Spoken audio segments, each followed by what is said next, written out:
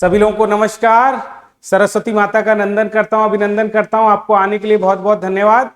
मेरे प्यारे प्यारे बच्चों, हम लोग सीरीज कर रहे हैं किसके ऊपर?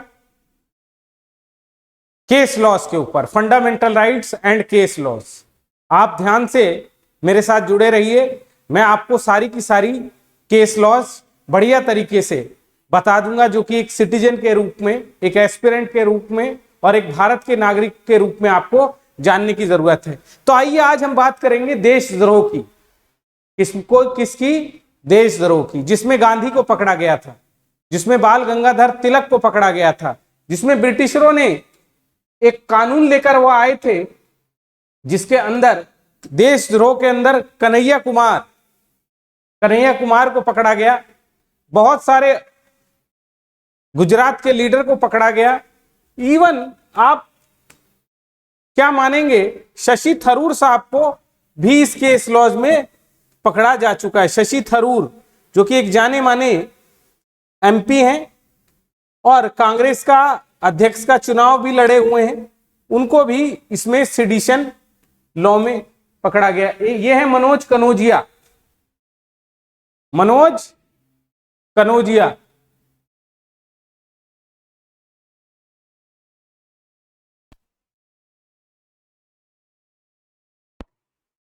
तो इनको पकड़ा गया, मनोज कनौजिया को, शशि थरूर को पकड़ा गया। मेरे बच्चों, आइए हम जानने की कोशिश करते हैं। एक आईएएस ऑफिसर है, इनको भी पकड़ा गया था। आज हम जानने की कोशिश करेंगे कि आर्टिकल 19 क्या होता है, बोलने की आजादी का मतलब क्या है, और बोलने की आजादी का लोग कैसे गलत फायदा उठाते हैं। How the people misuse the right to freedom of expression. और हम यह भी जानने का प्रयास करेंगे मेरे प्यारे प्यारे बच्चों कि सरकार right to speech and expression गलत ना हो जाए इसके नाम पर कैसे लोगों का गला घोटती है और घोटने का प्रयास करती है। आज हम बहुत सारे केस लॉस जो कि आर्टिकल 19 बोलने की स्वतंत्रता को लेकर हुए हैं, उसके बारे में जानने का शुरुआत करेंगे। तो आइए जानने की कोशिश करते हैं आर्टिकल 19 से कि आर्टिकल 19 क्या है और हमारे फंडामेंटल राइट्स में ये क्यों दिया गया है। सरस्वती माता का नाम लेकर मैं क्लास की शुरुआत करता हूं। आइए जरा ध्यान से सुनते जाइएगा। आर्टिकल 19, भारत में सभी लोगों को मौलिक अधिकार मिला हुआ है कि अगर कोई भी व्यक्ति भारतीय नागरिक होना चाहिए, भारतीय नागरिकों को बोलने की आजादी है, बोलने की आजादी है। इवन उनको कोई कंपनी बनाने की आजादी है, एसोसिएशन की भी आजादी है, इकट्ठे होने की भी आजादी है, कहीं पर रहने की भी आजादी है, पूरे भारत में घूमने की भी आजादी है और कोई भी प्रोफेशन चुनने की आजादी है। ये आपका आर्टिकल 19 कहता है। Article 19 state that we all have the citizen of this country. याद रखिएगा, विदेशी कोई अधिकार नहीं है भारत में लिखने, पढ़ने, पार्टी बनाने, इकट्ठा होने, कहीं भी रहने, घूमने और कोई भी पेशा चुनने का भारत में मौलिक अधिकार है। कोई सरकार, मेरे प्यारे प्यारे बच्चों, कोई सरकार और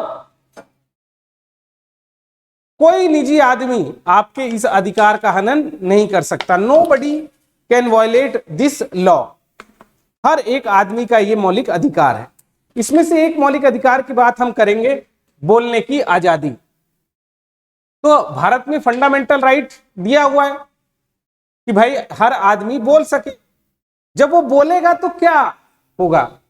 जब वो बोलेगा तभी वह अपने आप को सही तरीके से अभिव्यक्त कर सकता है। कोई नाटक बना सकता है, कोई न्यूज़पेपर में आर्टिकल लिख सकता है, कोई अपने विचारों को प्रकट कर सकता है। यानी कोई भी आदमी जब सभ्यता का विकास होता है तो उसमें कोई भी आदमी जब कोई चीज सीखता है तो उसमें राइट टू स्पीच उसका कंस्ट्रक्ट है, जिसके द्वारा वो प्रदर्शित करता है अपनी भावनाओं को। मानव सभ्यता में जितना भी विकास हुआ, राजा राम मोहन राय ने सती के बारे में कुछ कहा, महिलाओं के बारे में कुछ कहा, विवेकानंद ने छुआछूत के बारे में कहा, भारतीय मूल्यों के बारे में कहा, गांधी जी ने मेरे जिगर के टुकड़ों, जो गलत कानून बने हुए थे, बाल गंगाधर तिलक ने जो गलत कानून बने हुए थे उनके बारे में आवाज उठाई। ऐसे ही आज की डेट में किसानों का धरना आप ले लीजिए, कोई भी धरना प्रदर्शन आप ले लीजिए, ये क्या है? फ्रीडम ऑफ स्पीच है। फ्रीडम ऑफ स्पीच है, जहां हम सरकार की जवाबदेही रखते हैं। तो एक चीज अगर आपको जानना चाहिए कि freedom of speech is fundamental to human civilisation. मानव सभ्यता के लिए अभिव्यक्ति की आजादी सबसे ज्यादा जरूरी होती है मेरे प्यारे प्यारे बच्चों। इसके में सबसे बड़े फिलोसफर कौन हुए हैं जिसने अभिव्यक्ति की आजादी को आगे बढ़ाया है, और फिर बहुत सारे देशों के संविधान ने इसको माना। उनका नाम है J.S. मिल। इन्होंने एक किताब लिखी थी ऑन लिबर्टी, जिसमें बताया कि अभिव्यक्ति की आजादी बहुत ही जरूरी है और किसी भी सरकार को इसको दबाना नहीं चाहिए। इसके अलावा एक और फिलोसफर हुए वोल्टेयर। उन्होंने कहा, I disapprove of what you say but I will defend to the death of right to say it. कि हो सकता है कि मैं आपकी अभिव्यक्ति की आजादी से सहमत ना हूं, लेकिन इसके अलावा आपके बोलने की आजादी, आपके अभिव्यक्ति की आजादी को मैं मानूंगा। हो सकता है मैं आपसे सहमत ना हूं, आपके विचारों से सहमत ना हूं, इसका मतलब यह नहीं है कि मैं आपका गला घोटूंगा। और इसी को भारतीय संविधान में भी रखा गया, अभिव्यक्ति की आजादी को रखा गया। अभिव्यक्ति की आजादी सरकार पर अंकुश लगाने के लिए बहुत ही जरूरी होती है मेरे जिगर के टुकड़ों, मानव सभ्यता के लिए बहुत ही जरूरी होती है। J.S. मिल ने बताया कि सत्य क्या होता है, ट्रुथ क्या होता है। ट्रुथ के बारे में बताते हुए ये कहते हैं मेरे प्यारे प्यारे बच्चों, क्या कहते हैं कि बोलने की आजादी क्यों जरूरी है। बोलने की आजादी इसलिए जरूरी है, उन्होंने इसको, और मैं आपको भारतीय संविधान से भी नीचे ले जाने की कोशिश कर रहा हूं मेरे प्यारे प्यारे बच्चों। कहां? उससे भी नीचे। ध्यान से सुनना, ध्यान से सुनिए कि सत्य क्या होता है। एक जमाना था जहां किसको सत्य माना जाता था? स्त्री घूंघट में रहे, पूरे कपड़े पहने, सती रहे। लेकिन क्या आज आप उसको सही मानते हो? डोली आई है, हेलो, डोली आई है, पर अर्थी ही घर से जाएगी। दूसरी शादी को क्या सत्य माना जाता था? बताइए सर, सही माना जाता था? प्यारे प्यारे बच्चों सब बताओ। नहीं, क्या माना जाता था? असत्य। लड़की जींस की पैंट पहने, मोबाइल रखे, इसको क्या सही माना जाता था? नहीं। लेकिन आज सेकंड मैरिज अलाउड है। क्या सेकंड मैरिज अलाउड है? पर्दा प्रथा हट गई, पहले सती प्रथा हट गई। क्यों? क्योंकि भाई सत्य कुछ नहीं होता, विचारों की टकराहट होती है। कोई एक विचार लाता है, कोई दूसरा विचार लाता है, और उसी में से देश काल परिस्थिति में सत्य निकलता है। Truth is nothing but it is a collision of two different ideas. जब दो विचार निकलते हैं, द्वंद्व होता है दोनों के विचार में, और उसमें से समय समय पर सत्य बदलता रहता है। फिर दूसरा, कोई भी सत्य अपने आप में गलत नहीं होता। कोई भी जब कोई बात बोलता है, जब पिताजी कोई बात घर में बोलते हैं, तो हो सकता है वो 70% बात गलत कह रहे हो, लेकिन 30% वो कुछ ना कुछ सही कह रहे हैं। ऐसे ही जब बच्चा बोलता है, हो सकता है वो 77 पर गलत बोला है, लेकिन उसमें भी कुछ अंश है। तो जब तक हम सुनेंगे नहीं, बोलने का मौका नहीं देंगे, तो फिर हम समझेंगे कैसे? मानव सभ्यता जितनी भी आगे बढ़ी है, राइट ब्रदर ने पहले सोचा कि हवाई जहाज होना चाहिए, हवाई जहाज नाम की जैसी कोई चीज होनी चाहिए। फेसबुक के मालिक ने सोचा कि लोग अपनी फोटो किसी के साथ शेयर नहीं करते, मैं ऐसा प्लेटफॉर्म बना दूंगा जहां लोग फोटो शेयर करेंगे और खुश होंगे कि लोग लाइक करें। जब उसने पहली बार ये विचार बोला होगा, तो लोगों ने कहा होगा, अरे कोई अपनी पर्सनल फोटो किसी को हेलो क्यों दिखाएगा? लेकिन उसने बोला, और आज मान रहे। तो ये मान के चलिए, पूरी ह्यूमन सिविलाइजेशन का विकास बोलने की आजादी पर ही टिका है। और जब हमारा देश आजाद हुआ, तो हमारे देश के में भी आर्टिकल 19 को क्या माना गया? फंडामेंटल राइट माना गया। और इसमें बोलने की आजादी, लिखने की आजादी, नाटक बनाने की आजादी इसी में मानी गई। अब मैं आपको ये बताने जा रहा हूं, जरा ध्यान से सुनिएगा मेरे प्यारे प्यारे बच्चों, साथियों, बंधुओं, ध्यान से देखिए कि मिसयूज कैसे करते हैं नागरिक इसका। जो हम और आप जैसे लोग हैं कैसे अभिव्यक्ति की आजादी का गलत फायदा उठा रहे हैं। जरा ध्यान से देखिए कैसे लोग बोलने की आजादी के अंदर फिल्में बना देते हैं कि जोधा की शादी अकबर से हुई थी। अलाउद्दीन खिलजी किसको मिलने आया था? किसको मिलने आया था? पद्मावती। पद्मावत बना दी। यानी बोलने की आजादी को लेकर ये टेलीविजन वाले तोड़ फोड़ कर दिखा रहे हैं, और इनको रोकने की कोशिश करो तो क्या कहते हैं, ये हमारी बोलने की आजादी है। आर्टिकल 20, आर्टिकल 19, बोलने की आजादी के पीछे देखो ये ऐड बना रही है। किसके ऐड बना रहे? कॉन्डम की ऐड। दिन दिहाड़े कॉन्डम की ऐड बनाई जा रही है। ऐसी अश्लील बातें। हमारा 14 साल का, 12 साल का, 8 साल का बच्चा इस ऐड को दे रहा है। इनसे बोलो कि भाई ऐसी ऐड अनैतिक है, बच्चों को ना दिखाया जाए, तो कहते हैं हम तो जागरूकता फैला रहे हैं कि जनसंख्या बढ़ी है ना। तो क्या ऐसे दिखाओगे क्या जागरूकता?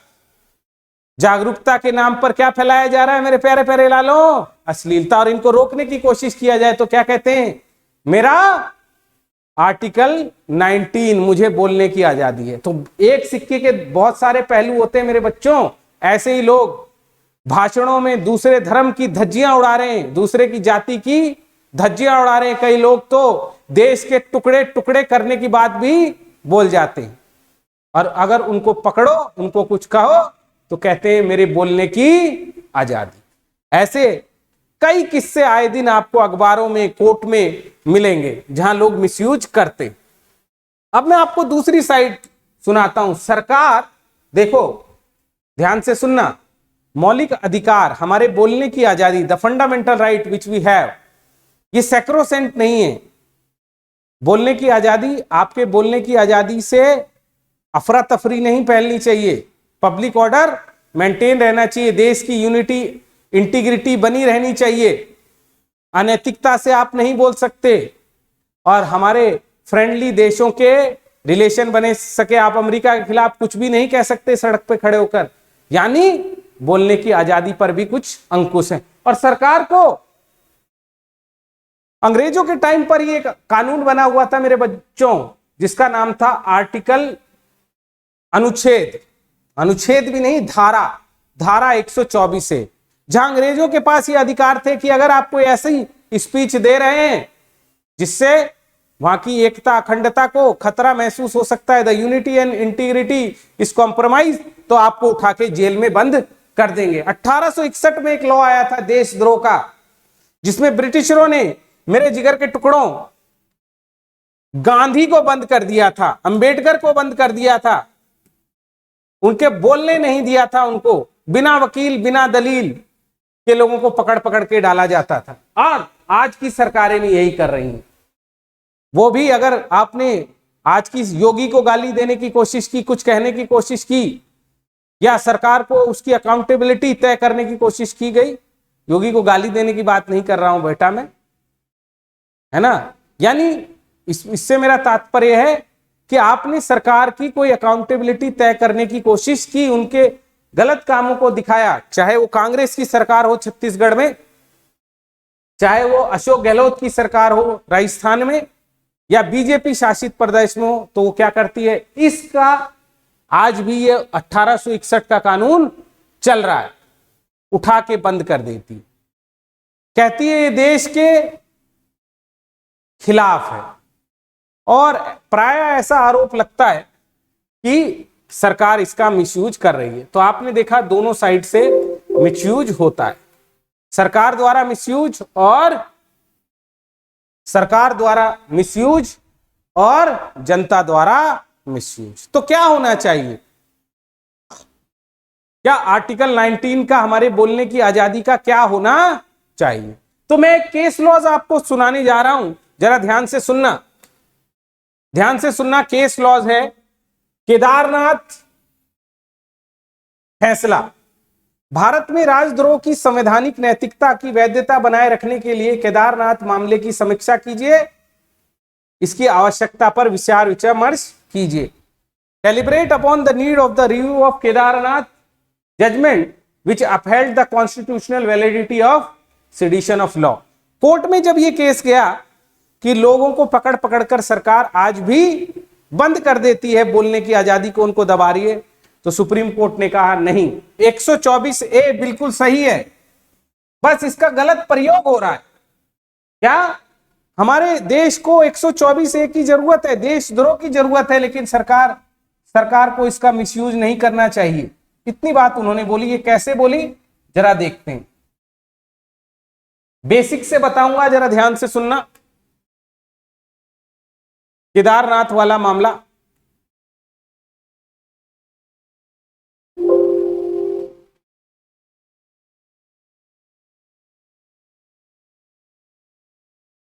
भारत में आईपीसी की धारा देशद्रोह एक ऐसा कार्य है जो कानून द्वारा स्थापित सरकार, ये वर्ड याद रखना, according to the sedition 124A, sedition is an act to bring to attempt to the hatred, the contempt and excite to attempt the disaffection to the government established by law।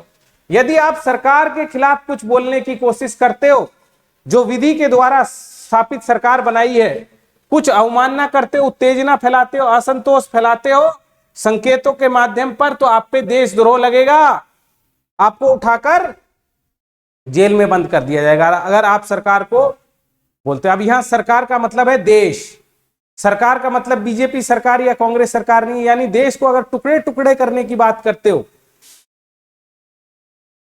देश को तोड़ने फोड़ने की बात करते हो, तो आपके ऊपर क्या लगेगा, 124। आपको इस चीज को बोलने की आजादी नहीं है, इसीलिए ये कानून आया हुआ था।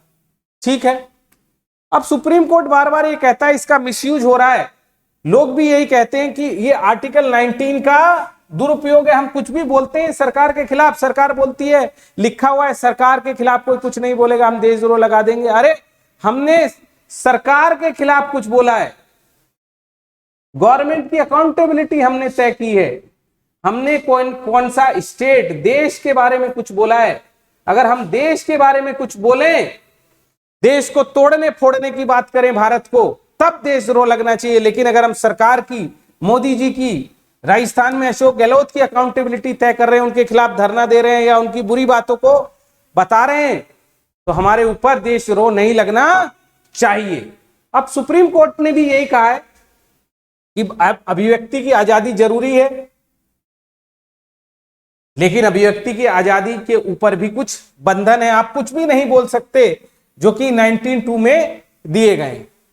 केदारनाथ मामला आया था जहां सुप्रीम कोर्ट ने 1962 में इसको बताया था कि भाई आर्टिकल 19 भी जरूरी है और 124A भी हमको चाहिए।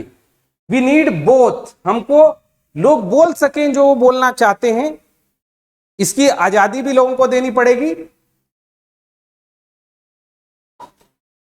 साथ ही साथ हमको देशद्रोह के कानून की भी जरूरत है। ये मामला केदारनाथ सिंह बनाम बिहार में 1962 में आया था, जहां सुप्रीम कोर्ट ने कहा था कि क्या देशद्रोह को खत्म कर देना चाहिए। उन्होंने बोला नहीं। क्यों नहीं? क्यों नहीं?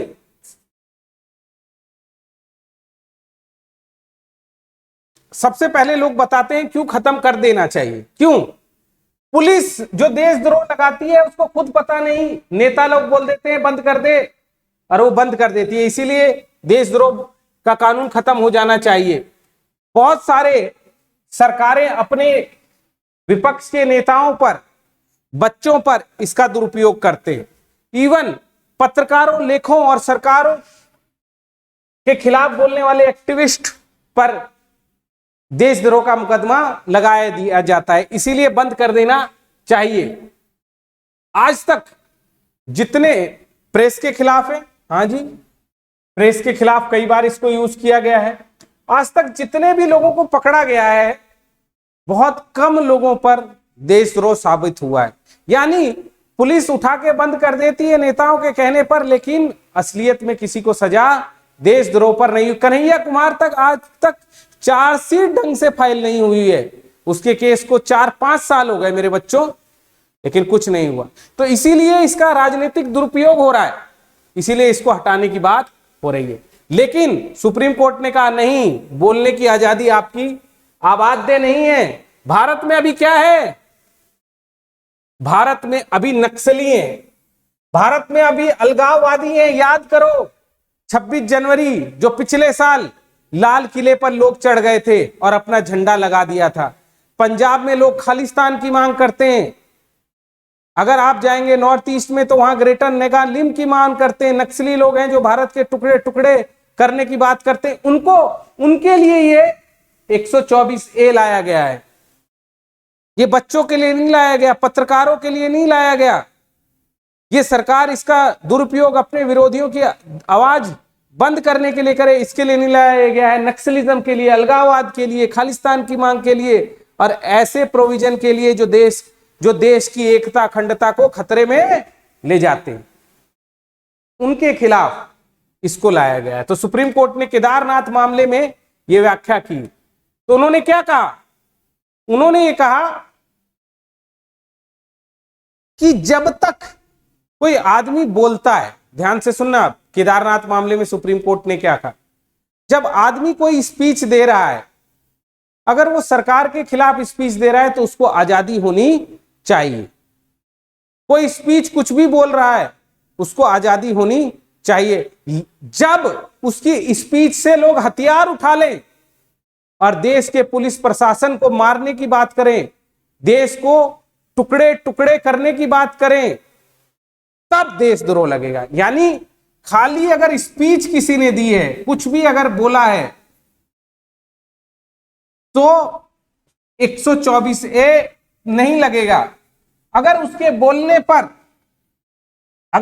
बोलने पर लोग सही में हथियार उठा लेते हैं, ये टेस्ट है इसका, सही में लोग वेपन उठा लेते हैं, तो उस कंडीशन में देशद्रोह लग सकता है।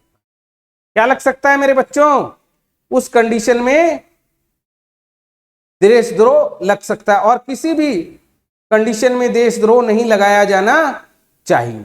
तो उन्होंने क्या कहा, उन्होंने बैलेंस बनाया कि आदमी जो बोलना चाहता है उसको बोलने की भी आजादी हो, और अगर कोई देश को तोड़ने की बात करता है, फोड़ने की बात करता है, टुकड़े टुकड़े करने की बात करता है।